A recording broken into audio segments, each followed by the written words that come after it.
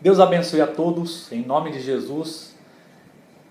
Quero dividir com vocês aqui alguns ensinamentos da parte de Deus que o meu pastor Dr. Kempf passou para nós nesse tempo de quarentena, nesse tempo dessa crise. Eu achei muito importante os ensinamentos dele. Um homem a quem eu agradeço muito a Deus pela vida dele, eu aprendo muito com ele. Somente pelo exemplo de vida que ele dá, já é o bastante para aprender com esse homem. Então, eu achei muito importante os ensinamentos. Eu vou colocar com as minhas palavras, mas o ensinamento veio da parte dele.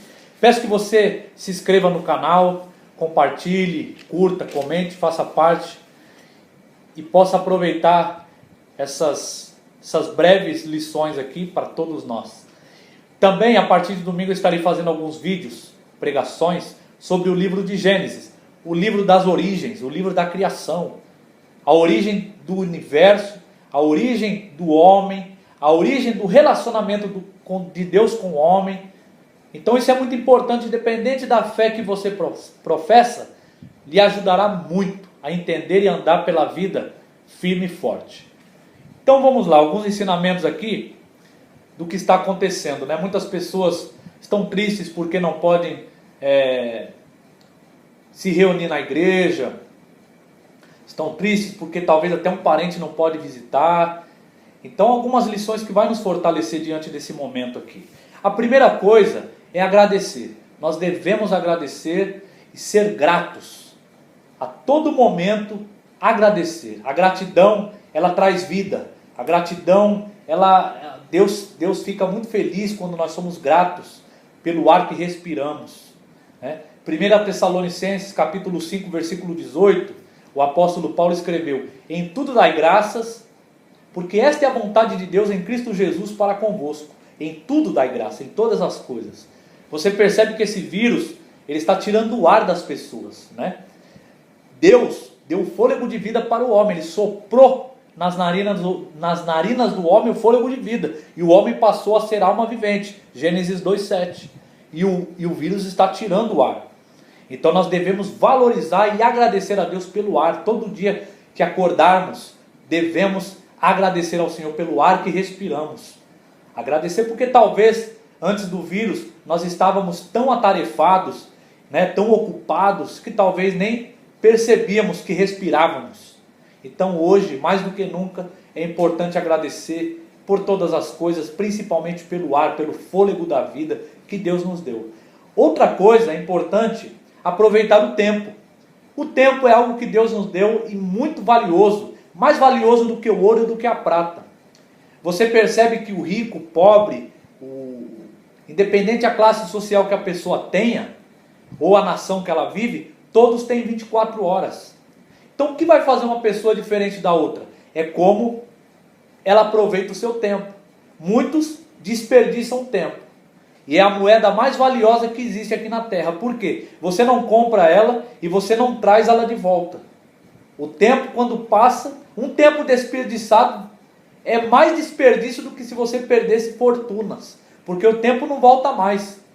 Se você perder talvez uma fortuna, você consiga recuperar. O tempo você não recupera mais. Então o tempo é muito valioso. É importante nós aproveitarmos o nosso tempo e as oportunidades. O apóstolo Paulo, em Efésios capítulo 5, versículo de 15 ao 17, ele diz assim, muito importante, ó: portanto, vede prudentemente como andais, não como necios, e sim como sábios, remindo o tempo, porque os dias são maus. Por esta razão não vos torneis insensatos, mas procurai compreender qual é a vontade do Senhor. Os dias são maus. Se nós não aproveitarmos o tempo, nós vamos desperdiçar tempo e andarmos aí totalmente desfuncionais e fora do propósito. Porque os dias são maus. Qual é a vontade do Senhor? Né? Precisamos entender qual é a vontade de Deus. Uma coisa importante que eu e você precisamos entender é: o mal, o diabo, ele vai querer nos distrair a todo tempo. De toda forma. A internet, ela nunca vai vender algo bom. Ela nunca vai vender algo que faça bem para você. As notícias. Por quê? O que dá dinheiro é negatividade. Só que ela te contamina, ela te carrega, ela te traz ansiedade, depressão e medo. E Deus não nos deu espírito de medo, mas sim espírito de coragem. Então nós devemos fazer o quê? remir o tempo, aproveitar o nosso tempo com as coisas de Deus e as oportunidades. A oportunidade do quê? De crescer espiritualmente, crescer cada vez mais. Poder cada dia mais dar um passo adiante, de fé em fé, de glória em glória. Cada dia um pequeno passo. O pequeno passo que você dá, talvez uma pessoa dê um passo maior, você dê um menor. Não importa, o importante é você dar passos. E esses passos devem ser aplaudidos, devem ser parabenizados, porque cada dia mais nós damos um passo. Isso é importante, isso é a vontade de Deus, que nós façamos isso. Outra coisa importante é a dedicação da oração. É o momento de se dedicar em oração. Não podemos estar reunidos na igreja, mas podemos estar reunidos sempre com Deus. Deus em nós e nós em Deus, em oração. Jesus disse em Lucas capítulo 18, versículo 1, orai e não esmorecer, não desanimar, mas orai sempre. O próprio Jesus orava, sendo Deus, andando nas águas, multiplicando pães, transformando água em vinho, curando leprosos, levantando aleijados, calando a tempestade, mas ele sempre orava, sempre dedicava o tempo para com Deus, para com o Pai, sempre estava em oração. 1 Tessalonicenses capítulo 5, versículo 17 diz, orai sem cessar. Então orar, o que é orar? É uma comunhão minha com Deus, não é minhas informações para Deus, porque Deus não precisa da minha e da sua informação, Ele sabe quem nós somos e sabe do que precisamos, mas é uma comunhão, é orar em meditação. Eu posso orar em qualquer lugar, eu não preciso estar no lugar tal, fazendo o ato tal para orar, eu posso orar a qualquer momento, porque Deus está em mim, e é isso que Deus está querendo dizer. Orar é você dar legalidade para o Pai agir na terra através da tua vida. Então orar é muito mais do que informações, é muito mais do que uma reza, é sim uma intimidade com Deus, e é um momento de oração. Outra coisa importante é o estudo da palavra, estudar a palavra cada vez mais com os filhos, com a família, com a si mesmo, orar, meditar na palavra. O Salmo 1, o Salmo é um livro, o livro de Salmos é um livro poético, e a poesia em Israel, a poesia hebraica, ela não está relacionada a rimas, ela está relacionada a contrastes entre o bem e o mal, certo e errado, justo e injusto. Então o livro poético na Bíblia, ele traz contrastes do que devemos fazer e do que não devemos fazer. E o Salmo 1 é um salmo de abertura, é o primeiro salmo, é um salmo de realeza, é um salmo para quem quer ser bem sucedido. Por isso que ele começa já bem-aventurado. Então, bem-aventurado. E ele diz assim que o bem-aventurado medita na lei do Senhor dia e noite, e ele tem prazer nessa lei. Então, quantas vezes nós acordamos e vamos primeiro pegar na internet, no celular, e deixamos a palavra de Deus de lado, sendo que ela nos vai dar a instrução correta e poderosa para a nossa vida. Então não deixe o diabo te distrair. Vá na palavra de Deus, medite dia e noite nela. Meditar, está com ela sempre na mente. Por quê? No mundo, meditar é se esvaziar. Na palavra de Deus é se encher da tua palavra, daquilo que nos dá vida e força. E o bem-aventurado, como ele é? Ele é como uma árvore plantada junto à corrente de águas, que no devido tempo dá o teu fruto, cujas folhagens não murcha, e tudo quanto ele faz prosperará.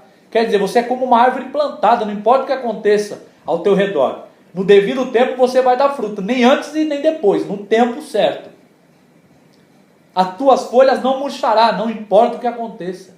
Tudo quanto você fizer, prosperará. Isso é tão importante e tão forte, que quando Deus estava dando instruções a Josué, sucessor de Moisés, que levou o povo de Israel à terra prometida, à terra de Canaã, Deus deu algumas instruções a Josué muito importantes, mas em uma dessas instruções, no capítulo 1, versículo 8, Deus disse a Josué, não cesses de falar do livro da lei, antes medita nele dia e noite, para ter o cuidado de fazer segundo tudo quanto nele está escrito. Então, farás prosperar o teu caminho e serás bem-sucedido. Olha o retorno. Farás prosperar o teu caminho e serás bem-sucedido. Mas primeiro meditar na palavra de noite. Quer dizer, todo o tempo a palavra tem que estar na minha vida, fazer parte de mim.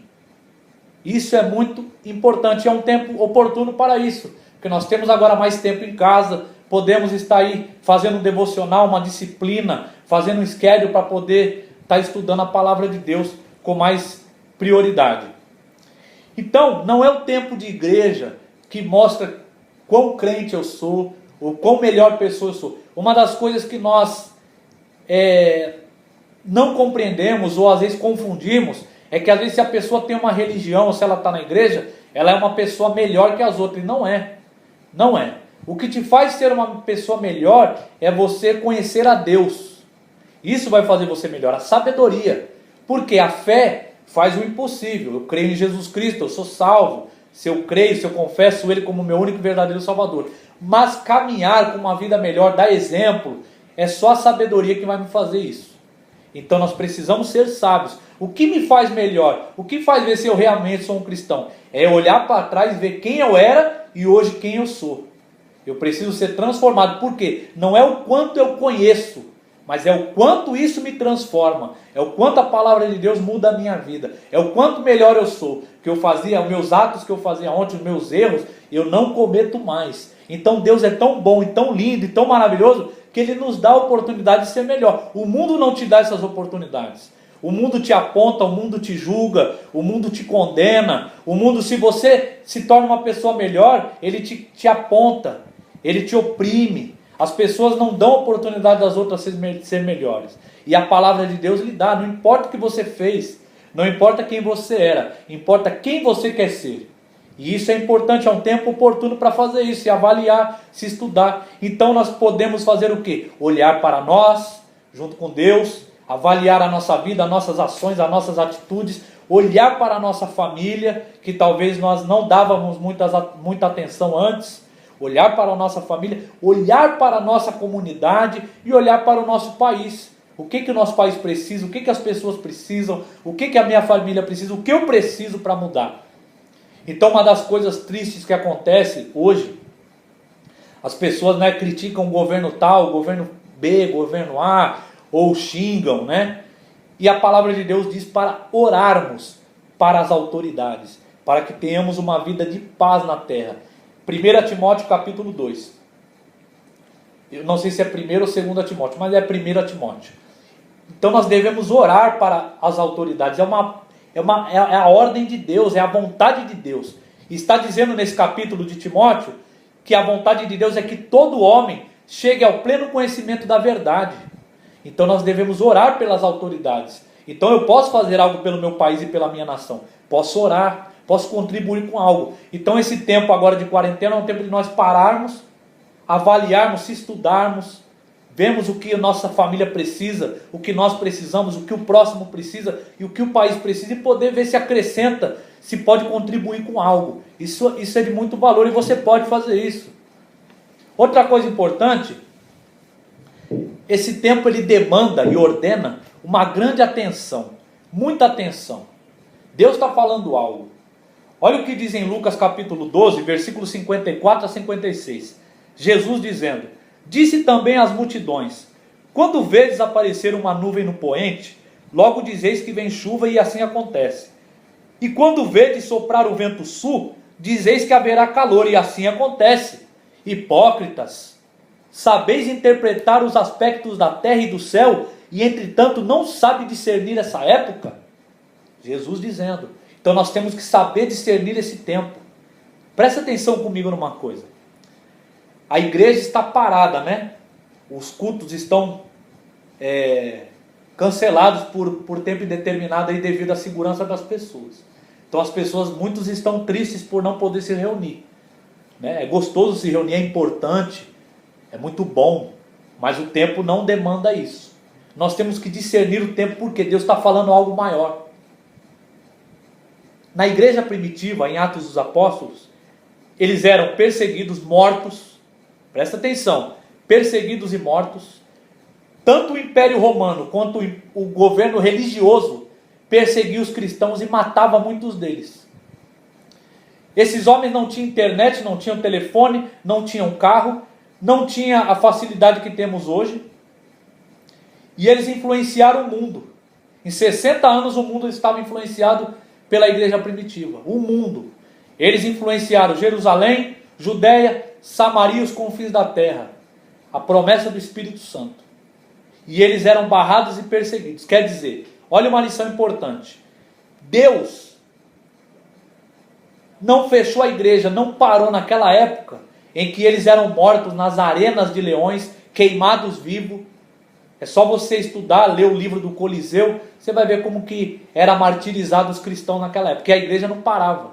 Então se a igreja parou hoje, há um propósito maior. Não foi o homem que parou a igreja. Nada acontece fora do propósito de Deus. As coisas saem do meu controle e do seu controle, das nossas circunstâncias, mas elas não saem da circunstância de Deus. Então se a igreja parou é porque Deus está querendo falar intimamente, individualmente com cada um de nós. Ele está querendo falar algo muito maior. Talvez Ele quer pôr Cristo em nós e nós em Cristo. Mostrar que nós não precisamos de uma parede ou de fulano A ou B para estar em relação com o Pai. Isso significa quando a igreja voltar, claro, vamos congregar, vamos estar juntos, mas a partir do momento que não pode, vamos respeitar e ter sabedoria. Lembra que eu disse, a sabedoria caminha com a fé. A fé sem a sabedoria vai te causar, vai fazer você andar desfuncional. Deus faz a parte dele e nós fazemos a nossa. Por quê? Na Bíblia você vai ver que Deus nunca, a soberania de Deus, nunca exclui a responsabilidade do homem. A responsabilidade do homem e a soberania de Deus. Deus faz o impossível e nós fazemos o possível. A Bíblia, ela está dessa maneira descrita. Outra coisa importante é que na Bíblia, toda vez que tem uma transição, uma mudança, ela tem cara de derrota. Você percebe um exemplo claro quando o povo, os hebreus estavam em frente ao Mar Vermelho com Moisés, que eles saíram do Egito, e Faraó com seus cavaleiros estava ali para acabar com eles. Se você olhasse aos olhos humanos, como eles ali olharam, ficaram todos enfraquecidos, temeram. Falou, acabou para nós aqui. E o que Deus fez? Marchem, abriu o mar. Então, transição tem cara de derrota. Esse vírus parece que é uma cara de derrota. Muitas pessoas perderam a vida, doentes. Devemos se compadecer, ajudar quem podemos ajudar, mas devemos entender e compreender que há algo maior aí. Há algo maior. Deus não ia permitir isso se Ele não quisesse dar uma mensagem muito maior do que nós possamos compreender nas circunstâncias. Então isso é importante. E a fé não caminha sem sabedoria. Então nós devemos pensar no próximo, pensar na família, pensar na comunidade e pensar na nação. Provérbios capítulo 18, versículo 1 diz assim: o homem solitário se isola e ele insurge contra a verdadeira sabedoria. Então eu não posso ser egoísta nesse momento, olhar para mim somente. Preciso olhar ao redor, olhar a necessidade dos outros. Olhar o que está acontecendo e respeitar e saber andar com sabedoria. Uma vez perguntaram a um grande líder religioso, perguntaram para ele assim, ele fazia sempre o seu devocional. E no dia que ele estava mais atarefado, perguntaram para ele, falou, hoje o senhor vai diminuir o teu devocional, né? Porque o senhor tem muitas coisas a fazer. E ele disse assim, ao contrário, já que eu tenho muitas coisas para fazer, então eu preciso aumentar o meu devocional e ter mais tempo com Deus, então, mais tempo ainda com Ele. Então eu vou alargar o meu tempo com Deus para que as coisas que eu tenho que fazer tenham bom êxito. Então não deixe as ocupações tirar Deus você da presença de Deus. Se você tem coisas para fazer, mais coisas, então dê mais prioridade a Deus ainda. Esteja mais perto dele ainda. Então a pergunta é, você é produtivo ou ocupado? Porque muitas vezes nós estamos ocupados, mas não somos produtivos. Porque não quer dizer que você esteja ocupado e que você está produzindo. Muitas vezes a ocupação no celular não está produzindo nada. Está produzindo carga na nossa mente que vai nos fazer ficar com medo, estressado, ansiosos. Então a produção não tem nada a ver com a ocupação. Outra coisa importante, para terminar, independente das circunstâncias, nós devemos saber qual que é o intuito de Deus para conosco. Que Deus quer falar conosco? Eu falei que Deus quer falar com as nações, com o mundo, mas o que Deus quer falar comigo e com você? Há algo importante, há algo forte, há algo que se você parar para ouvir, quando você ora você fala com Deus, quando você medita na palavra Deus fala com você. Então há algo importante para esse momento. Eu vou fazer mais vídeos com outros exemplos para não ficar muito longo, mas espero que você seja edificado por esses ensinamentos. Deus lhe abençoe, em nome de Jesus, e fique firme, porque juntos somos mais fortes. Amém?